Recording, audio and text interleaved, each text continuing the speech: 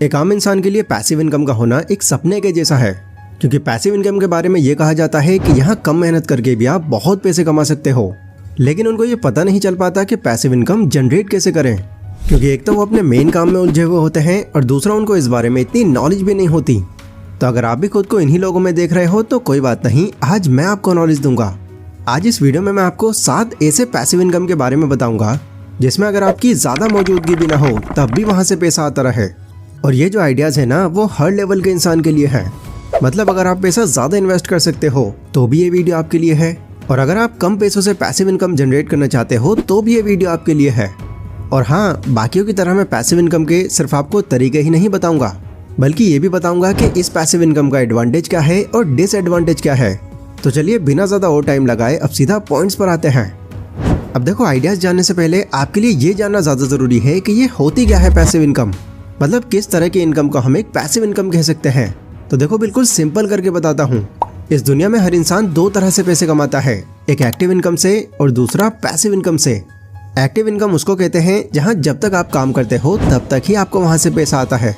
मतलब ये आपका रेगुलर टाइम और मेहनत, ये दोनों चीज़ें मांगती है, और अगर आप ये नहीं दे पाए तो आपको पैसे भी नहीं मिलने वाले। पर पैसिव इनकम आप मान सकते हैं इससे काफ़ी डिफरेंट है। यहाँ पर आपको पैसा कमाने के लिए पूरा टाइम देने की ज़रूरत नहीं है। मतलब अगर आप कम टाइम लगाओ या बिल्कुल ना के बराबर टाइम भी लगाओ तब भी आपको पैसा आता रहे। अब ये सुनकर शायद कुछ लोग इस बात को लेकर कंफ्यूज हो गए होंगे कि शायद यहाँ कभी टाइम लगाने की ज़रूरत नहीं है। तो देखो, ऐसा भी नहीं है। पैसिव इनकम का मतलब भले ही पैसिवली पैसा कमाना हो, पर कभी कभी तो टाइम आपको यहाँ पर देना पड़ेगा ताकि उस पैसिव इनकम को आप मैनेज करके रख सको। हाँ, कुछ केसेस में ये ज़्यादा हो जाता है तो कुछ में बहुत ही कम। तो ये पैसिव इनकम के सारे बेसिक्स अब आपको क्लियर हो गए होंगे। आप फाइनली पैसिव इनकम के आइडियाज़ के बारे में जान लेते हैं। Number 1, write an e book. बात जब भी एक बुक लिखने की आती है तो सबसे पहली चीज़ हमारे माइंड के अंदर ये आती है कि एक बुक के अंदर तो बहुत सारे पेजेस होते हैं। अगर हम एक बुक लिखने बैठ गए तो कहाँ से लाएंगे इतनी सारी बातें। तो हाँ, ये सोचना आपका ठीक भी है, क्योंकि अगर हम सेल्फ हेल्प बुक्स की बात करें तो इनकी लेंथ हमको लगभग 300 से 1500 पेजेस तक देखने मिलती है। लेकिन इसका मतलब ये नहीं है कि आपको भी एक बुक लिखने के लिए इतने ही पेजेस लगेंगे।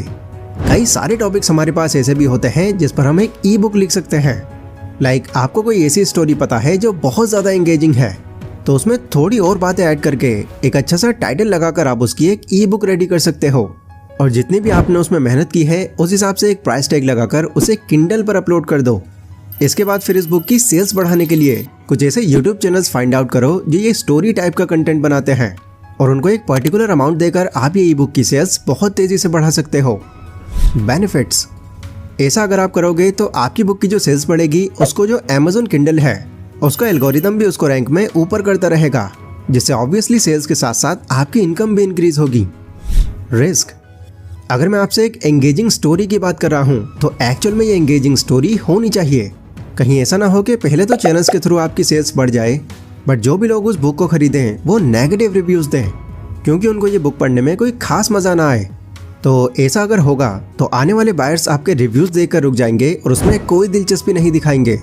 मेरी एडवाइस ये है कि अगर आप कोई ई बुक लिखने ही जा रहे हो तो पहले किसी फ्रीलांसिंग वेबसाइट से एक घोस्ट राइटर हायर कर लो। घोस्ट राइटर्स वो होते हैं जो आपकी छोटी और बोरिंग से दिखने वाली स्टोरीज को बदलकर एंगेजिंग और इंटरेस्टिंग बना देते हैं। Number 2 is sharing your home space. मेरे घर के पास में हमारे एक पड़ोसी हैं जो थोड़े इंट्रोवर्ट टाइप के हैं। वो लोगों से घुलना मिलना या बात वगैरह करना ज़्यादा पसंद नहीं करते, और इसी वजह से उनका पूरा हॉल खाली होने के बावजूद भी वो उसको रेंट पर नहीं उठा रहे थे। फिर एक दिन वहाँ पास के ही रहने वाले कपड़ों के व्यापारी आए।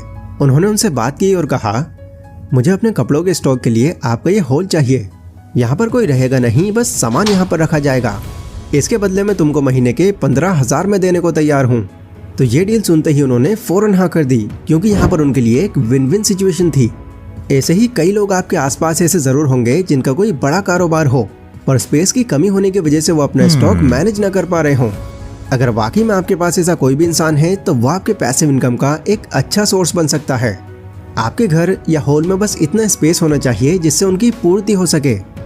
रिस्क, ये एक बहुत जिम्मेदारी वाला काम है, क्योंकि जिस इंसान ने आपके घर पर यह सामान रखा है इसकी देखभाल भी आपके हाथ में होगी। आपको देखते रहना होगा कि उनके उस सामान को कोई नुकसान न पहुंचने पाए, वरना ऐसा होने पर इसका जिम्मा आपके ही सर पर आएगा। बेनिफिट्स, अब देखो, आप भी अगर मेरे पड़ोसी की तरह थोड़े इंट्रोवर्ट टाइप के हो और आप भी किसी पर भरोसा करके ऐसे ही किसी को भी अपना घर शेयर नहीं करना चाहते, तो ये तरीका आपके लिए भी एक विन विन सिचुएशन खड़ी कर सकता है, जहां आपको ना तो लोगों की दिक्कत होगी और उस सामान के रखने के आपको पैसे भी मिलते रहेंगे। Number 3 is vending machine. अब जो लोग पहले तो वेंडिंग मशीन का नाम ही पहली बार सुन रहे हैं, उनको मैं दिखा दूं कुछ इस तरह की होती है वेंडिंग मशीन। कुछ जगहों पर इसको ऑटोमेटेड मशीन भी कहा जाता है। इसकी एक खास बात यह है कि इसको ऑपरेट करने के लिए आपको इसके पास हर टाइम रहने की जरूरत नहीं है। बस एक बार इसको सेट करके उसमें कुछ प्रोडक्ट सेट करके, जैसे chips, cold drink, water bottle, chocolates या कुछ भी चीज, आप इससे फ्री हो जाओगे और इसके बाद ये सारा काम मशीन खुद ही कर देगी। रिस्क।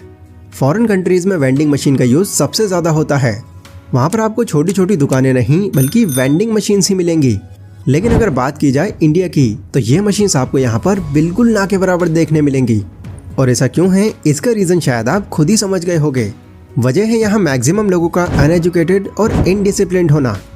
आप आए दिन ये सुनते ही रहते होंगे कि यहाँ पर दिन दहाड़े चोरी हो गई, या कोई आया और बिल्कुल सही सलामत गाड़ी पर स्क्रैच मारकर चला गया। कहने का मतलब यह है कि यहाँ इंडिया में कई ऐसे लोग हैं जो बिना मतलब के पब्लिक प्रॉपर्टी का नुकसान करते हैं या उसे पूरी तरह से डैमेज कर देते हैं। अब यही कुछ सीन कुछ सालों से वेंडिंग मशीन्स के साथ भी हो रहा था। लोग या तो उन मशीन्स को जोर जोर से हिलाते या फिर कहीं कहीं तो रात में उसको चोरी ही करके ले जाते। यही वजह है कि वेंडिंग मशीन्स आपको इंडिया में कम ही देखने मिलेंगी। बेनिफिट्स। पर यह भी है कि इस हरकत के लिए हम हर किसी पर इल्ज़ाम नहीं लगा सकते, क्योंकि बहुत सारी प्लेसेस ऐसे भी हैं जहां कोई भी किसी पब्लिक प्रॉपर्टी को नुकसान नहीं पहुंचाता। ये कोई जिम हो सकती है, कोई शॉपिंग स्टोर हो सकता है या कोई रेस्टोरेंट भी हो सकता है। आपका काम बस इतना होगा कि पहले आपको इनके ओनर से बातचीत बनानी होगी और जब वो आपको परमिशन दे दें तो उनकी प्रॉपर्टी पर आप ये काम कर सकते हो। ऐसी जगहों पर आपकी वेंडिंग मशीन भी सेफ रहेगी और पैसिवली आपको वहां से इनकम भी बनती रहेगी। Number 4 is become a business partner. हमारे दिमाग में दिन भर में बहुत से आइडियाज आते हैं, ऐसे आइडियाज जिन पर अगर हम एक बिजनेस खड़ा कर सकें तो वो काफी आगे तक जा सकता है। बट कम पैसों का होना हमें उस आइडिया को एग्जीक्यूट करने से रोक देता है। ये पैसे भी हमारे पास अगर होते हैं तो टाइम ज्यादा नहीं होता। तो अगर आप भी इन्हीं में से एक हो तो आपके लिए ये आइडिया काफी हेल्पफुल होगा। अगर आप किसी बिजनेस के अंदर खुद से टाइम नहीं दे पा रहे हो तो आप किसी दूसरे पर्सन के साथ में पार्टनरशिप कर सकते हो, जहां बिजनेस और पैसों में दोनों का आधा आधा हिस्सा होगा। बेनिफिट्स। पार्टनरशिप के अंदर आपको यहाँ पर कई फायदे मिल जाएंगे। पहला तो अगर आप उससे इस बारे में डिस्कस कर लेते हो तो टाइम आपका बहुत कम लगेगा यहाँ। दूसरा, आपके मेन काम के साथ साथ एक और इनकम सोर्स भी खुल जाएगा। रिस्क। अब देखो, जहाँ पर अलग अलग लोगों का माइंड लगेगा तो वहाँ पर कॉन्फ्लिक्ट पैदा हो जाना एक नॉर्मल बात है, क्योंकि आप हो सकता है चीज़ों को लेकर अलग सोच रखो और आपका पार्टनर उसी चीज़ को एक अलग नज़रिए से देखे। तो ऐसे में जो आपको ठीक लगेगा वो शायद आपके पार्टनर को ठीक ना लगे और जो सामने वाले को ठीक लगेगा वो शायद आपको पसंद ना आए, और ये चीज़ हो सकता है आपका काम ही बंद करवा दे। इसलिए पहले ही इस काम के लिए किसी ऐसे इंसान को चुनो जो आपको वाकई में लगता है कि इस पर भरोसा किया जा सकता है। इस टॉपिक के ऊपर मैंने अपने मेन चैनल पर एक कंप्लीट वीडियो बनाई हुई है, जहां पर मैंने आपको डिटेल में बताया है कि वो कौन कौन सी बातें हैं जो पार्टनरशिप करते दौरान आपको याद रखनी चाहिए। उसका लिंक आपको डिस्क्रिप्शन और एंड स्क्रीन पर मिल जाएगा, उसको जरूर चेकआउट कर लेना। Number 5 is use your car as your asset. एक कार आपके लिए एसेट है या फिर लाइबिलिटी? अगर आप किसी एक्सपर्ट से भी ये बात पूछोगे तो शायद वो भी आपको यही कहेगा कि ऑफ कोर्स ये लाइबिलिटी है, क्योंकि एक कार खरीद लेने के बाद हमारे बहुत खर्चे बढ़ जाते हैं। लेकिन अगर मैं आपसे ये कहूँ कि स्टिल आप अपनी कार को एक एसेट की तरह यूज कर सकते हो, तो कई बार ऐसा होता है कि जब भी हम कहीं घूमने निकलते हैं तो आपकी और आपके आसपास के कुछ लोगों की डेस्टिनेशन लगभग सेम होती है। तो ऐसे में आप क्या कर सकते हो, आप उन लोगों को वहां तक लिफ्ट देकर उनसे कुछ कमीशन चार्ज कर सकते हो। एंड ये करने के लिए कुछ एप्लीकेशंस भी आपको मिल जाएंगी, जैसे उबर पूल या ब्लाब्लाकार। बेनिफिट्स।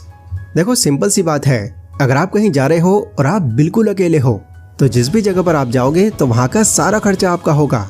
लेकिन अगर आप इस मेथड के थ्रू किसी को लिफ्ट देकर चलोगे तो बातचीत में आपका रास्ता भी कट जाएगा और आपकी इनकम भी होती रहेगी। रिस्क। यहाँ पर आपको थोड़ा सावधान भी रहने की जरूरत है। मतलब जिस भी इंसान को आप कार में लिफ्ट दे रहे हो, पहले ही ये मेक श्योर कर लो कि वो एक जेन्युइन पर्सन है, वरना हो सकता है कि आपके साथ में कुछ गलत भी हो जाए। Number 6 is YouTube channel. मैंने अपने मेन चैनल पर पैसिव इनकम से जुड़ी कई वीडियोस बनाई हैं, तो आप ये मान सकते हैं कि पैसिव इनकम से जुड़ी ये मेरी कोई पहली वीडियो नहीं है। पर यह आइडिया मैंने उन वीडियोस में भी पिच किया था और इसमें भी कर रहा हूँ, बिकॉज यूट्यूब शायद पैसिव इनकम का एक बहुत ही अच्छा एग्जाम्पल है। आप सभी देख रहे हो कि जब से लोगों को यूट्यूब के पोटेंशियल के बारे में पता चला है तो इसका क्रेज हर तीसरे इंसान में बढ़ता ही जा रहा है। और अच्छी बात यह है कि यहाँ पर कोई एक पर्टिकुलर एज ग्रुप नहीं है। एक बच्चे से लेकर 60 साल के बूढ़े अंकल हर कोई यहाँ पर अपना टैलेंट दिखाकर खूब पैसे कमा रहा है। फिर चाहे वो कोई नॉलेज दे रहे हो, इन्फॉर्मेशन दे रहे हो या एंटरटेन कर रहे हो। तो ऐसे में आपके पास भी ये मौका है कि आप भी अपना कुछ टैलेंट दिखाकर यहाँ से पैसिव इनकम कमा सकते हो। यहाँ मैं आपसे ये नहीं कह रहा कि यूट्यूब पर आप एज ए फुल टाइम के लिए आ जाओ। करंटली अगर आप कोई जॉब कर रहे हो तो भी आप इसको एक साइड हसल के तौर पर शुरू कर सकते हो, पर शर्त यह है कि जब तक आपका चैनल ठीक से ग्रोथ ना पकड़ ले तब तक आपको यहाँ पर कंसिस्टेंसी बनाए रखनी पड़ेगी। तो जब आपका चैनल मोनेटाइज हो जाएगा तो आपकी अर्निंग यहाँ से शुरू हो जाएगी और इससे ये भी आपके मेन काम के साथ साथ एक और इनकम सोर्स बन जाएगा। रिस्क। कई लोग ये कहते हैं कि भाई हम ऑलरेडी यूट्यूब पर वीडियो बना रहे हैं और मेहनत भी बहुत कर रहे हैं, लेकिन इतना टाइम हो गया ना तो हमारा चैनल ग्रो होता और ना ही हमको व्यूज आते। देखो इसका एक बहुत ही सिंपल सा जवाब है। पहले का टाइम था जब कोई भी किसी भी कैटेगरी पर वीडियो बनाता था तो वो जल्दी ग्रो हो जाता था, पर 2023 की अगर मैं बात करूं तो आज के टाइम में यूट्यूब पर लगभग 60.2 मिलियन से ज़्यादा क्रिएटर्स हैं और हर दिन ये लगभग 1 लाख से बढ़ रहे हैं। तो आप मान सकते हो कि वीडियो क्रिएटर्स की यहाँ पर तो कोई कमी ही नहीं है। अब ऐसे में अगर आप यहाँ पर कुछ यूनिक नहीं बना रहे तो आपका कंटेंट आखिर कोई क्यों देखने आएगा। ऑडियंस के पास ऑलरेडी कई ऐसे चैनल्स हैं जो स्टिल काफ़ी यूजफुल कंटेंट बना रहे हैं, तो इसी वजह से चाहकर भी आपकी वीडियो पर व्यूज़ नहीं आ पाते, जिससे आप डिमोटिवेट हो जाते हो और आप यूट्यूब ही क्विट कर देते हो। और दूसरी एक और बड़ी वजह मैं यहाँ पर ऐड करना चाहूँगा जो है लक। कहीं ना कहीं यूट्यूब पर लक भी बहुत मैटर करता है, क्योंकि आपने देखा ही होगा कि जहाँ कुछ लोग बहुत मेहनत करने के बाद भी ग्रो नहीं हो पाते, वहीं कुछ लोग बिना ज़्यादा मेहनत किए भी बहुत जल्दी ग्रो कर जाते हैं। बेनिफिट्स। अगर आपका लक अच्छा है और आपका कंटेंट भी काफ़ी यूनिक है तो एक बार ग्रो हो जाने के बाद आप यहाँ से काफ़ी ज़्यादा अर्निंग कर सकते हो। और यहाँ पर आपको कोई ऐसा फोर्सिंग सिस्टम नहीं है कि इतनी वीडियोस तो आपको अपलोड करनी ही करनी है। जब भी आपका मन चाहे आप तब वीडियो अपलोड करो, बशर्ते वो ऑडियंस के लिए वैल्यूबल हो। Number 7 is affiliate marketing. ये सोर्स कहीं ना कहीं यूट्यूब से ही जुड़ा है। यूट्यूब चैनल ग्रो होने के बाद पैसा कमाने के कई रास्ते आपके पास निकल जाते हैं और उन्हीं में से एक बड़ा सोर्स है अफिलिएट मार्केटिंग। यहाँ पर आप अपनी ऑडियंस को किसी प्रोडक्ट या फिर सर्विस के बारे में बताते हो और उसके लिए वो सेलिंग कंपनी आपको कुछ कमीशन देती है। तो यूट्यूब और अफिलिएट मार्केटिंग की टोटल अर्निंग को अगर आप कंबाइन करोगे तो ये काफ़ी ज़्यादा निकल कर आएगी। रिस्क। जब भी आप अपने चैनल पर किसी प्रोडक्ट का रिव्यू करो तो इस दौरान ये याद रहे कि आप जिस भी प्रोडक्ट के बारे में बता रहे हो वो सारे फीचर्स उस प्रोडक्ट के अंदर मौजूद होने चाहिए, वरना पैसों के चक्कर में अगर आप अपनी ऑडियंस को मिसलीड करने का ट्राई करोगे तो इससे ना सिर्फ आपके चैनल पर बल्कि आपकी ओवरऑल इमेज पर बहुत बुरा असर पड़ेगा। फिर ना आप यूट्यूब से अर्निंग कर पाओगे और ना ही अफिलिएट मार्केटिंग से। बेनिफिट्स। पर अगर आप किसी जेन्युइन प्रोडक्ट को अफिलिएट कर रहे हो और लोगों को वो पसंद भी आ रहा है तो इससे लोगों का आप पर भरोसा भी बन जाएगा और आपकी अर्निंग भी बढ़ जाएगी। तो ये थे वो 7 पैसिव इनकम आइडियाज जिनके थ्रू आप पैसिवली काफ़ी पैसे कमा सकते हो। वैसे आपने एक बात गौर की होगी कि इंडिया के अंदर ये जितने भी अमीर लोग हैं सबसे ज़्यादा उनमें आपको गुजराती और मारवाड़ी देखने मिलेंगे। तो क्या आपने कभी सोचा कि ये इतनी जल्दी इतना आगे कैसे निकल जाते हैं? अगर नहीं तो उनके बिजनेस मॉडल पर एक डिटेल्ड वीडियो मैंने बनाई हुई है, आप उसे चेकआउट कर सकते हो। तो मिलते हैं अपनी उसी वीडियो में, तब तक के लिए बेस्ट ऑफ लक।